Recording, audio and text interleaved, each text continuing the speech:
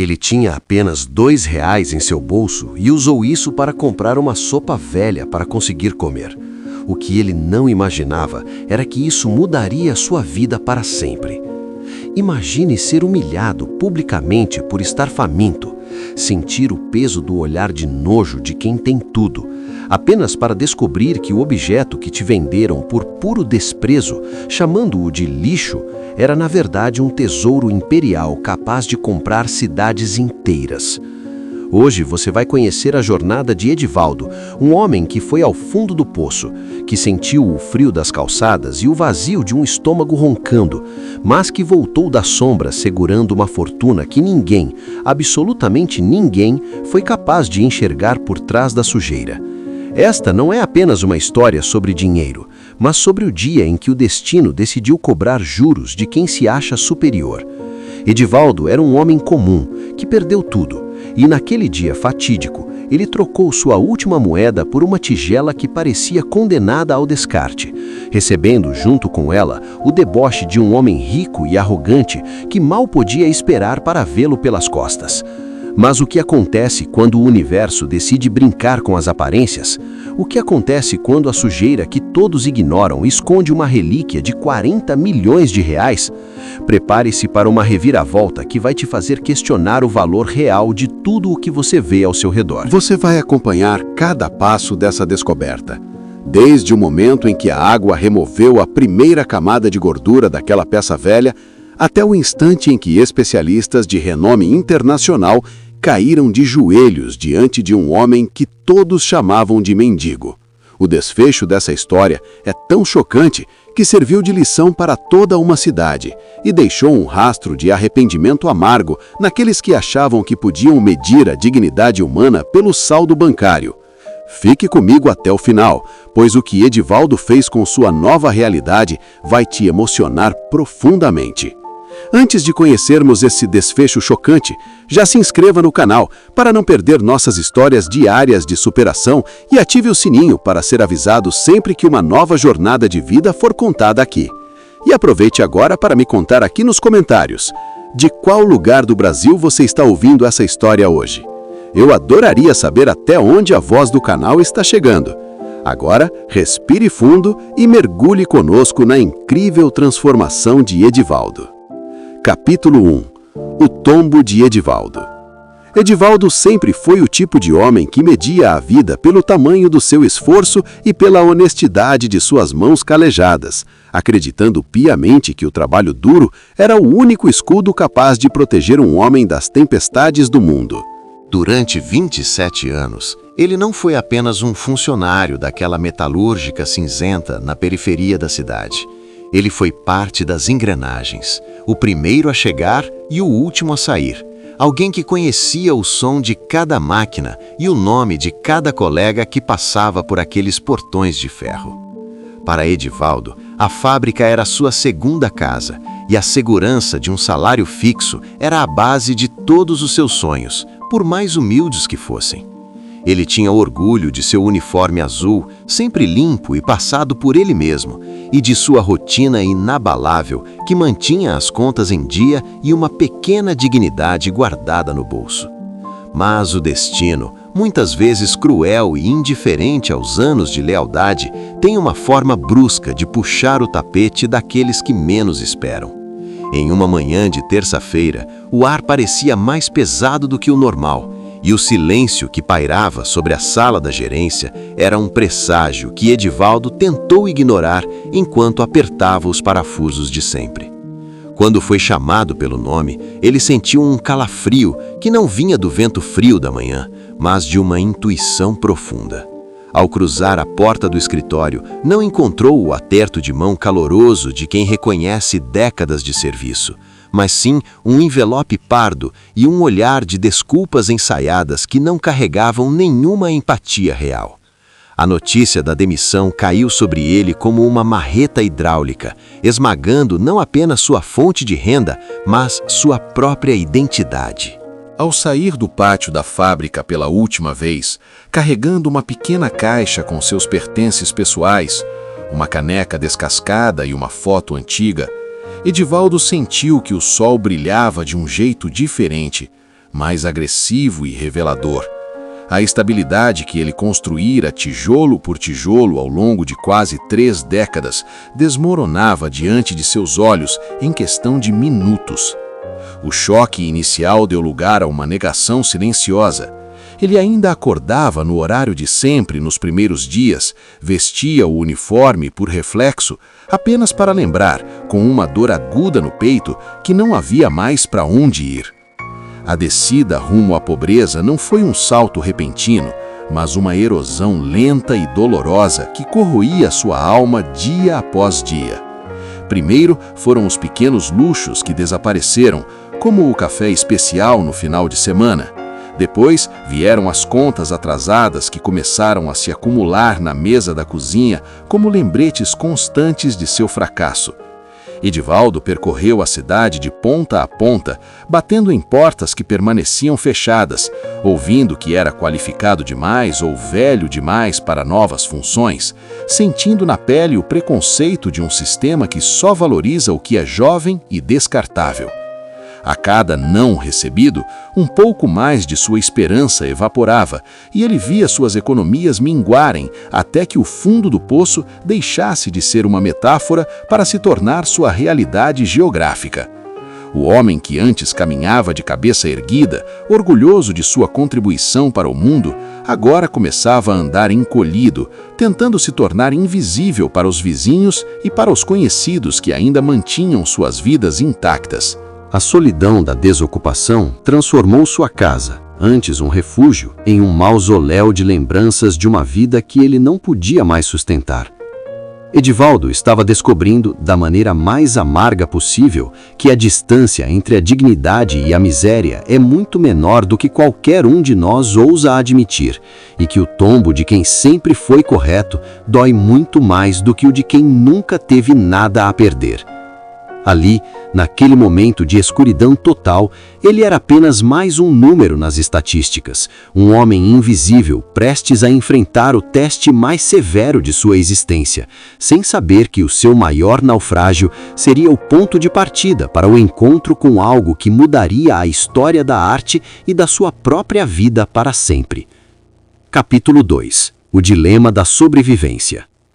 O tempo, que antes era o aliado de Edivaldo na contagem de sua produtividade, tornou-se seu maior carrasco, pois cada pôr do sol trazia consigo a certeza de que os recursos estavam se esgotando de forma irreversível e cruel.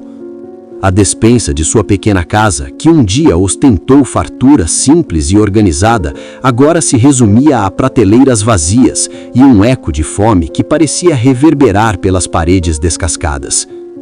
Edivaldo encontrava-se naquele estágio da pobreza onde a mente começa a pregar peças, transformando cada ruído de estômago em uma lembrança dolorosa de refeições que ele já não podia mais pagar. Foi em uma manhã chuvosa e cinzenta que ele se sentou à mesa da cozinha, espalhando sobre o tampo de madeira as únicas coisas que ainda possuía, algumas moedas amassadas, uma nota de R$ 2 surrada e o último aviso de despejo, cujas letras vermelhas pareciam gritar sua sentença de morte social. O dilema era desumano e cortante como uma lâmina de barbear. De um lado, aquele montante insignificante poderia comprar alguns pães e talvez um pouco de leite para acalmar a queimação em suas entranhas por mais um dia. Mas, do outro, era a última parcela que o proprietário exigia para não colocar suas poucas roupas na calçada. Edivaldo encarava o papel e o dinheiro com os olhos marejados, sentindo o peso de uma decisão que nenhum homem deveria ter que tomar. Se ele comesse, o teto sobre sua cabeça desapareceria antes do anoitecer. Se ele pagasse o que devia, manteria as paredes, mas talvez não tivesse força sequer para caminhar no dia seguinte, devido à fraqueza que já lhe nublava a visão. A dignidade de Edivaldo, que ele preservara com tanto zelo durante décadas de trabalho, estava agora pendurada por um fio invisível e puído. Ele se lembrou de cada vez que ajudou um vizinho, de cada hora extra que fez sem reclamar, e perguntou ao silêncio da casa onde estava a justiça de um mundo que o forçava a escolher entre o pão e o abrigo. O medo do relento, da humilhação de ser visto na rua como um desamparado, falava mais alto do que o instinto de sobrevivência inicial. Mas a fome é uma fera que não aceita argumentos lógicos.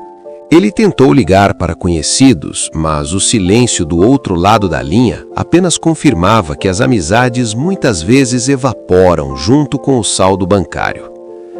Sem saída, ele decidiu caminhar até a imobiliária na esperança de um milagre, de um adiamento, de uma gota de compaixão humana em meio à burocracia gelada. Mas o que encontrou foi a face gélida da indiferença. Ao retornar para casa, encontrou o cadeado trocado e seus poucos pertences amontoados em sacos plásticos pretos na calçada, sob a garoa que insistia em cair.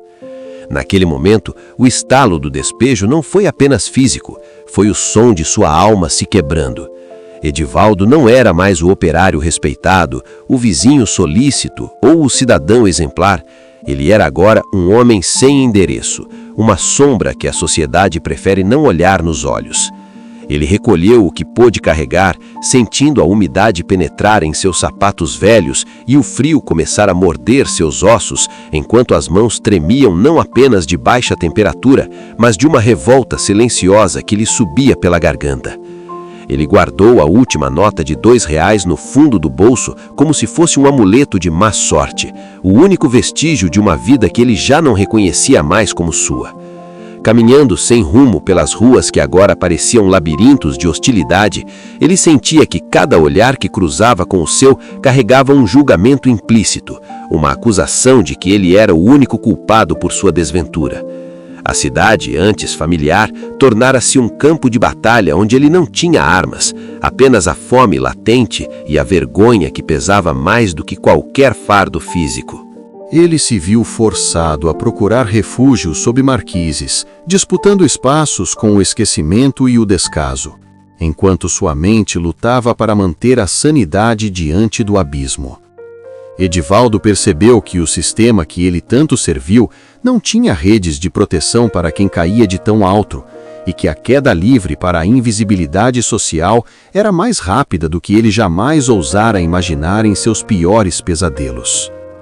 Ali, entre o concreto frio e a esperança que se esvaía, ele se preparava para a noite mais longa de sua vida, sem saber que o destino estava apenas preparando o cenário para o encontro que mudaria a definição de valor para sempre, começando por aquela insignificante nota de R$2 que ainda ardia em seu bolso como um lembrete de sua última escolha.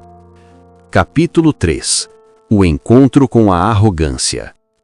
A noite caía sobre a cidade como um manto de chumbo, e Edivaldo, com os pés inchados e a mente entorpecida pelo cansaço, arrastava-se pelas calçadas largas de um bairro nobre, um lugar onde as árvores eram podadas com perfeição e as cercas elétricas brilhavam como joias distantes.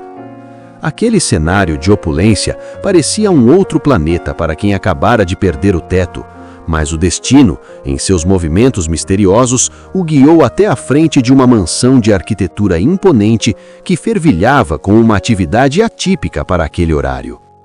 Caminhões de mudança estavam estacionados na calçada e homens carregavam móveis de madeira maciça e quadros caros com uma pressa que beirava o desespero. No centro daquela confusão, parado sob a luz amarelada dos refletores, estava o Sr. Osvaldo, um homem cujo semblante carregava uma mistura amarga de fúria e humilhação.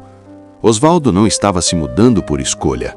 Seu renomado restaurante de luxo havia falido após anos de má gestão e soberba, e agora ele era forçado a esvaziar a mansão em tempo recorde para entregá-la aos credores.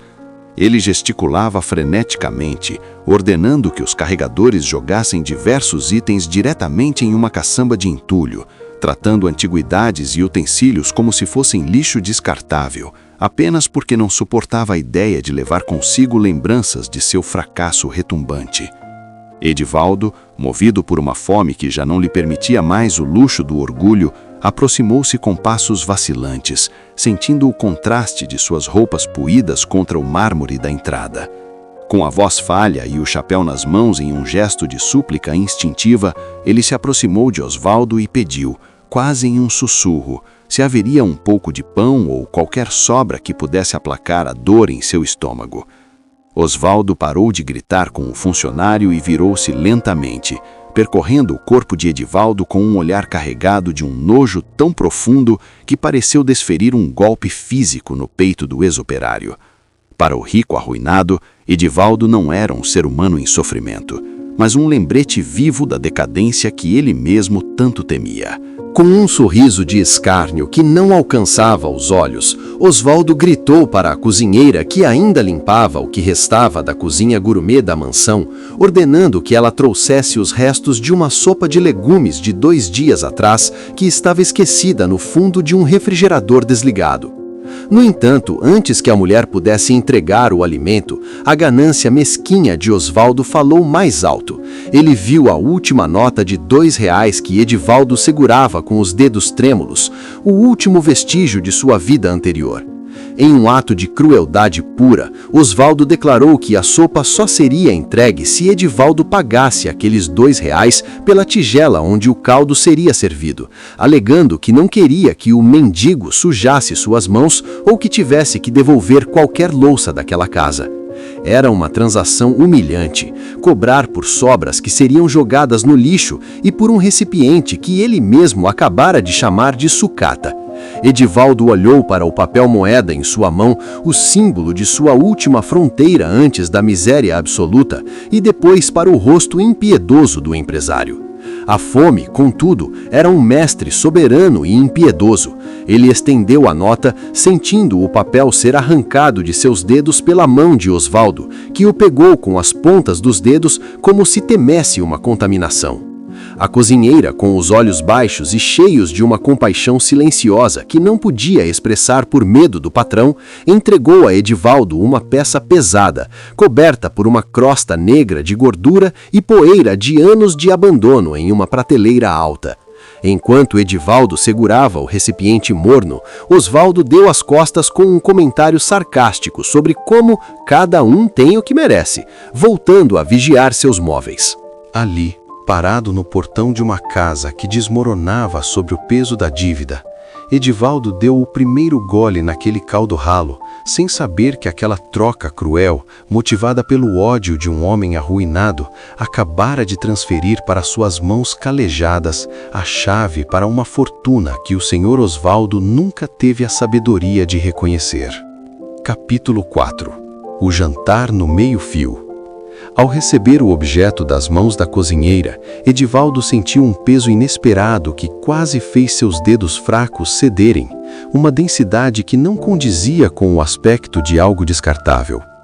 A tigela era uma peça grotesca à primeira vista, completamente envolta por uma crosta negra e pegajosa, fruto de décadas de negligência em cozinhas industriais e prateleiras esquecidas. Havia camadas de gordura solidificada, poeira de carvão e manchas de umidade que ocultavam qualquer vestígio de sua aparência original, parecendo mais um pedaço de entulho do que um utensílio doméstico. Edivaldo, ignorando a repugnância visual, caminhou com passos lentos até o meio-fio, sentando-se na borda da calçada fria, bem diante da entrada da mansão que um dia fora o símbolo do poder de Osvaldo. Ali, sob a luz estéril dos postes de LED do bairro Nobre, ele começou a tomar a sopa fria e rala, sentindo o líquido descer como um bálsamo contra a queimação de seu estômago vazio. Enquanto levava a colher improvisada à boca, ele se tornou o centro de um espetáculo de desprezo silencioso. Moradores da vizinhança, vestidos com roupas de seda e agasalhos de marcas internacionais, passavam com seus cães de raça e desviavam o olhar, ou sussurravam comentários maldosos sobre a decadência que aquele homem representava para a rua. Para aqueles vizinhos ricos, Edivaldo era apenas um detrito humano, uma mancha na paisagem perfeita de suas vidas planejadas. E o fato de ele estar ali, comendo sobras em um pote encardido, servia apenas para alimentar neles um sentimento de superioridade vazia.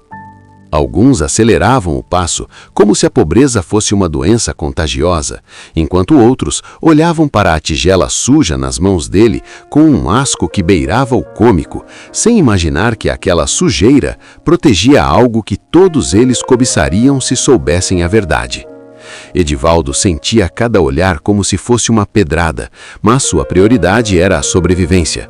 Ele raspou cada gota do caldo, sentindo o sabor metálico e o cheiro de mofo que emanava do objeto, mas que para ele, naquele momento, era o banquete que o manteria vivo por mais uma noite.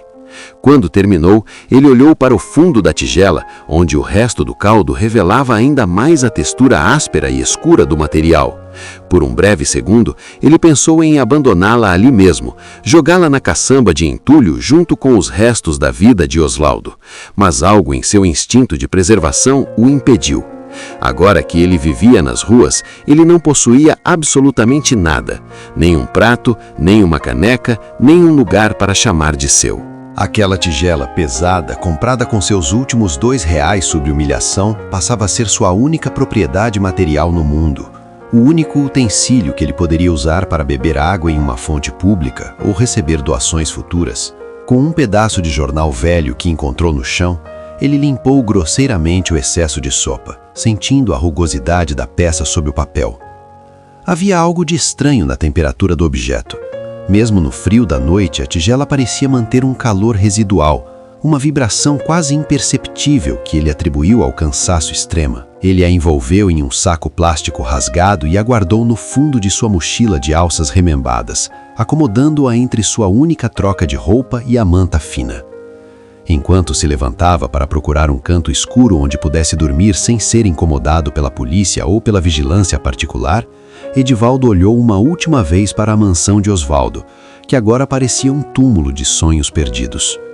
Ele não sabia, mas ao carregar aquela peça imunda para longe dali, ele estava levando consigo o maior tesouro que aquele bairro já abrigou, protegido por uma armadura de descaso e gordura que só o tempo e a necessidade seriam capazes de remover. Edivaldo caminhou em direção à escuridão da praça, abraçado à sua mochila, sentindo o peso da tigela contra suas costas como se ela fosse uma âncora que o impedia de flutuar para a completa invisibilidade, sem ter a menor ideia de que, dentro de poucas horas, o ato de lavar aquele objeto revelaria um brilho que cegaria a todos que ousaram desprezá-lo. Capítulo 5. O brilho sob a fuligem. Edivaldo não tinha mais uma casa de tijolos e argamassa, mas ele havia encontrado um refúgio temporário sobre o vão de um antigo viaduto. Um lugar onde o barulho dos carros acima servia como um cobertor sonoro para sua solidão. Naquela manhã, o sol nasceu tímido, mas foi o suficiente para que ele olhasse com mais atenção para o objeto que o acompanhara durante a noite. A tigela comprada de Osvaldo exalava um odor desagradável de gordura rançosa e anos de descuido. E Edivaldo, que sempre fora um homem de hábitos limpos apesar da pobreza, sentiu uma necessidade impulsiva de higienizar o único utensílio que agora possuía. Ele se aproximou de uma bica de água pública que vazava em uma praça próxima e, sem sabão ou buchas sofisticadas, recorreu ao que a natureza lhe oferecia: areia fina e a força de suas próprias mãos calejadas. O processo começou de forma lenta e trabalhosa. A crosta de sujeira era tão espessa que parecia fazer parte da estrutura do objeto, uma armadura de negligência que se recusava a ceder. Edivaldo esfregava com determinação, usando a areia como um abrasivo natural, e à medida que a água levava embora o caldo escuro e lodoso, algo estranho começou a acontecer sob seus dedos. Ele esperava encontrar o plástico barato de uma tigela de restaurante ou o barro comum de uma cerâmica de segunda linha, mas o toque do material que surgia era diferente de tudo que ele já sentira. Era uma superfície excessivamente lisa, fria e de uma densidade que parecia vibrar contra sua pele. De repente, um pedaço maior daquela crosta de gordura se soltou, revelando um lampejo de cor que fez o coração de Edivaldo saltar uma batida. Não era o cinza do encardido, mas um azul cobalto profundo e hipnotizante, uma cor tão viva que parecia conter o próprio oceano dentro de si. Assustado e curioso, ele acelerou o ritmo, jogando mais água e esfregando com cuidado redobrado, temendo riscar o que quer que estivesse escondido ali. À medida que a limpeza avançava, desenhos delicados e complexos começaram a emergir da escuridão. Formas sinuosas de dragões imperiais, com escamas detalhadas e garras que pareciam prontas para saltar da porcelana. A luz do sol, agora mais forte, bateu na superfície úmida e a tigela brilhou com uma intensidade que parecia sobrenatural para um objeto vindo do lixo. Edivaldo parou por um momento, com a respiração ofegante, sentindo um calafrio percorrer sua espinha enquanto virava a peça de cabeça para baixo. No fundo da tigela, protegidos por séculos de silêncio, ele viu 6 caracteres chineses perfeitamente gravados, traços precisos e harmoniosos que carregavam a autoridade de uma dinastia esquecida. Naquele instante, como um raio cortando o céu de sua memória, ele se lembrou de um documentário que assistira anos atrás, em uma noite qualquer, quando ainda tinha sua televisão e seu sofá. O programa falava sobre as raridades da cerâmica oriental, sobre peças que eram tão valiosas que sua posse era restrita a imperadores e que pouquíssimas haviam sobrevivido ao tempo. Ele se lembrou especificamente do nome Hu Yao e da dinastia Ming e de como o narrador descrevia o azul cobalto como a cor mais cobiçada por colecionadores de todo o planeta. Olhando para as próprias mãos sujas de lama e para a peça magnífica que agora resplandecia entre elas, Edivaldo sentiu um pavor reverencial. A ideia de que ele, um homem despejado e humilhado, pudesse estar segurando a fortuna que salvaria a sua vida e a de centenas de outras pessoas era absurda demais para ser verdade, e ao mesmo tempo a beleza daquela tigela era real demais para ser ignorada. Ele a envolveu rapidamente em sua manta mais limpa, olhando ao redor com uma paranoia repentina, sentindo que o peso daquela peça agora era o peso de um segredo que poderia mudar o curso da sua história. O calafrio que sentira não era mais de frio, mas de uma percepção avassaladora. A humilhação de Osvaldo havia-lhe entregue por R$2 o que o ouro nenhum no mundo poderia comprar facilmente. Edivaldo agora não era apenas um homem procurando o que comer. Ele era o guardião de um tesouro imperial que a humanidade julgava perdido, e a jornada para provar isso estava apenas começando. Capítulo 7. A ganância do antigo dono. O mundo das artes e das antiguidades é um círculo pequeno e movido por rumores que correm mais rápido do que qualquer notícia de jornal, e não demorou para que o estrépito da descoberta de Edivaldo atravessasse as fronteiras dos museus e chegasse aos ouvidos daqueles que vivem de aparências e glórias passadas. O senhor Osvaldo, que agora amargava o ostracismo em um quartinho alugado, cercado por garrafas vazias e pelo ressentimento de ter perdido seu império gastronômico, sentiu o sangue ferver ao ver a imagem daquela tigela azul, agora limpa e resplandecente, estampada na primeira página de um grande portal de notícias com o título: Morador de rua encontra tesouro Ming avaliado em R$40 milhões. A descrença inicial de Osvaldo deu lugar a uma fúria cega e a uma ganância corrosiva quando ele reconheceu as formas dos dragões imperiais que ele, em sua ignorância soberba, julgava ser apenas um desenho cafona em uma peça de cozinha velha. Movido pelo desespero de quem vê uma tábua de salvação em meio ao naufrágio, ele vestiu seu último terno ainda apresentável e correu até o Museu de Prestígio, onde a peça estava sob custódia e proteção máxima.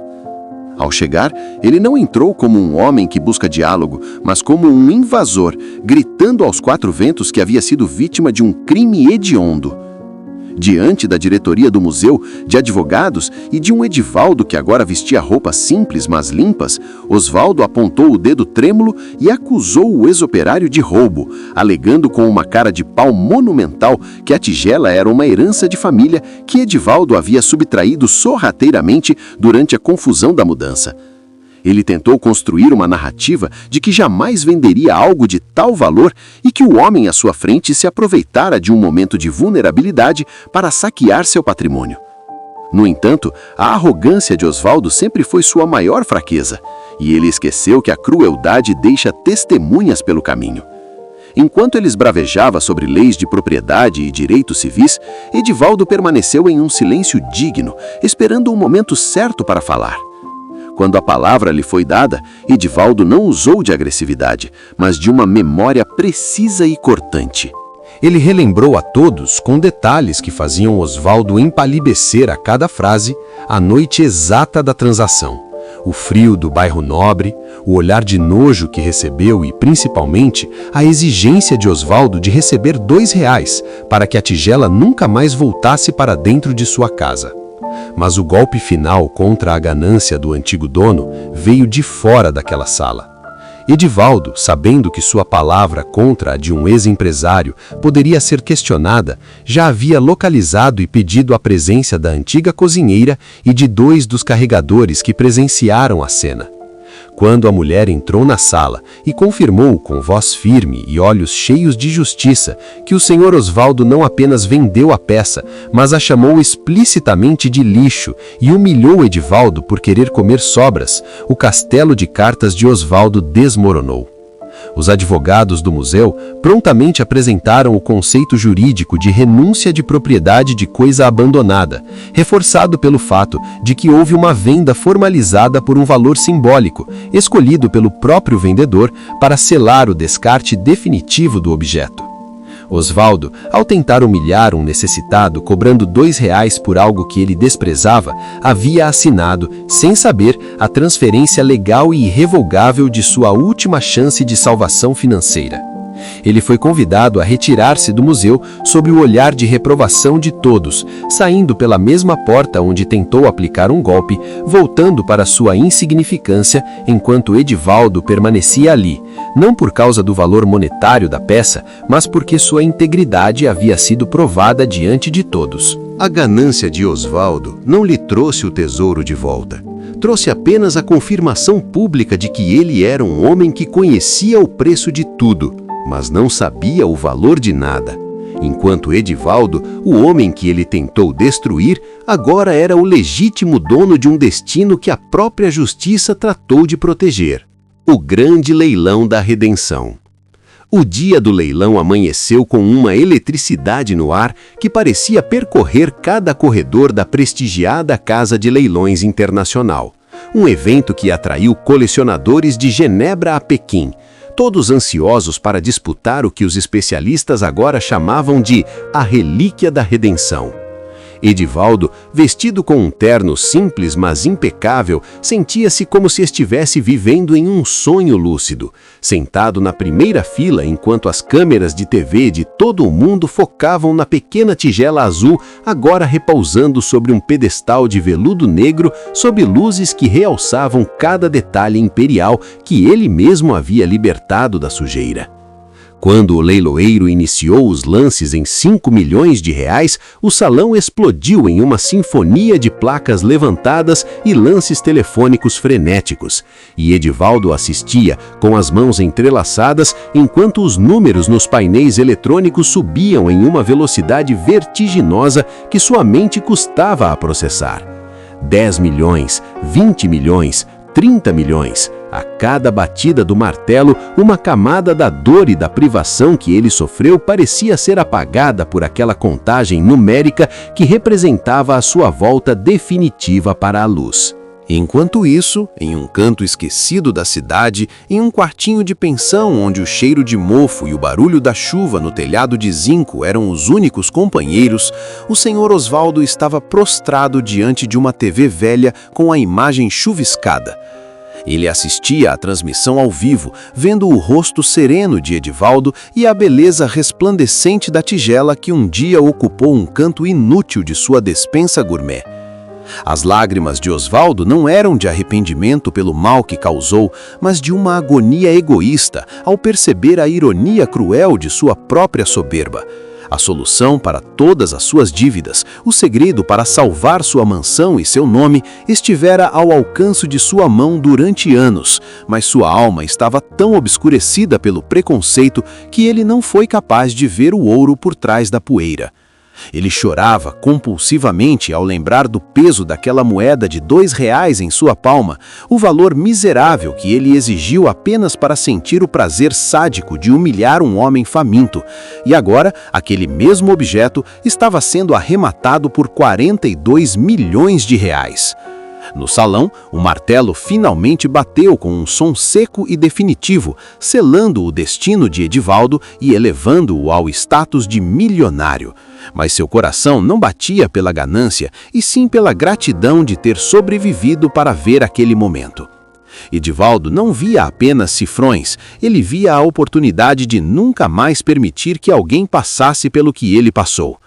Enquanto o público aplaudia de pé a história do milagre da tigela, Osvaldo desligava a televisão na penumbra de seu quarto miserável, sentindo o peso esmagador de saber que sua ruína foi arquitetada por sua própria arrogância. Ele agora entendia que a vida o havia testado naquela noite no bairro Nobre e ele havia falhado da forma mais catastrófica possível, vendendo sua redenção por uma moeda de troco enquanto tentava enterrar a dignidade de um semelhante.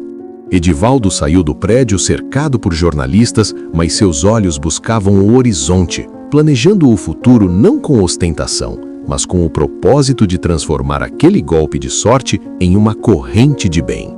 A tigela seguiria para um museu onde seria protegida para sempre, mas a lição que ela deixou no asfalto e no luxo seria eterna. O destino tem uma forma irônica de colocar o tesouro nas mãos de quem sabe cuidar da alma, enquanto retira tudo daqueles que só conseguem enxergar o que brilha na superfície. Edivaldo inspirou o ar fresco da noite, sentindo-se finalmente em paz, sabendo que a partir daquele instante sua história deixaria de ser uma crônica de miséria para se tornar o maior exemplo de que a justiça tarda, mas nunca falha com quem mantém o coração limpo. Com a fortuna de 42 milhões de reais depositada em sua conta, Edivaldo, que muitos agora chamavam carinhosamente pelo seu nome de batismo completo, Mateus Edivaldo, não se deixou seduzir pelo brilho fácil da ostentação ou pelos luxos vazios que um dia definiram o Sr. Osvaldo. Decidido a transformar seu golpe de sorte em um legado de justiça, Mateus utilizou a maior parte de seus recursos para fundar a rede de restaurantes O Brilho da Alma. Estabelecimentos que nasceram com uma missão clara: servir refeições de alta qualidade a preços simbólicos para quem precisa, mas com uma regra inegociável de que todos ali seriam tratados como realeza. Nesses restaurantes, ninguém come em pratos descartáveis ou recebe sobras frias em recipientes encardidos. A comida é servida em louças de porcelana finas e dignas, em mesas forradas com toalhas limpas, para que cada pessoa que ali entre se sinta vista e respeitada. Para comandar essa revolução gastronômica, Mateus fez questão de reencontrar a antiga cozinheira do Sr. Osvaldo, a mulher que, no momento mais escuro de sua vida, lhe estendeu a mão com compaixão e que, pouco tempo depois daquele encontro, também fora descartada pelo antigo patrão sem nenhum direito trabalhista. Ele a contratou como sua chefe principal, oferecendo-lhe não apenas o maior salário que ela já teve, mas a liberdade total para criar pratos que alimentam o corpo e a alma, transformando a cozinha em um espaço de cura e celebração. Enquanto a rede de Mateus se expandia por diversas cidades, tornando-se um símbolo de esperança e solidariedade, o destino de Osvaldo servia como um aviso silencioso. Ele definhou em sua amargura, prisioneiro de um passado onde sua própria soberba o cegou para a fortuna que estava em suas mãos.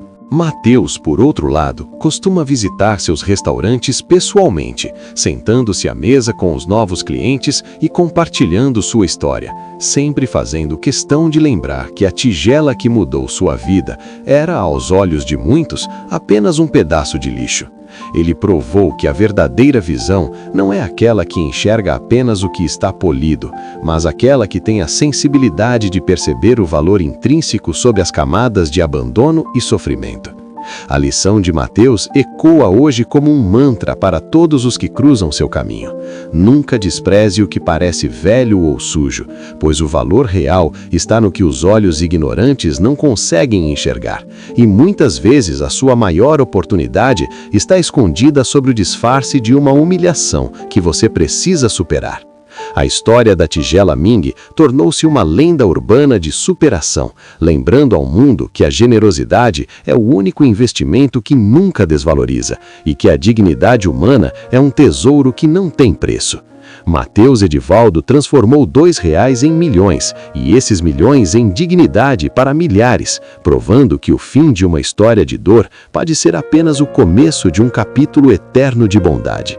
Essa jornada chegou ao fim, mas a lição que ela deixa deve permanecer viva em cada um de nós. Se essa história tocou o seu coração e te fez refletir sobre como enxergamos o próximo, não se esqueça de deixar seu like e se inscrever no canal para continuar acompanhando essas narrativas que transformam vidas.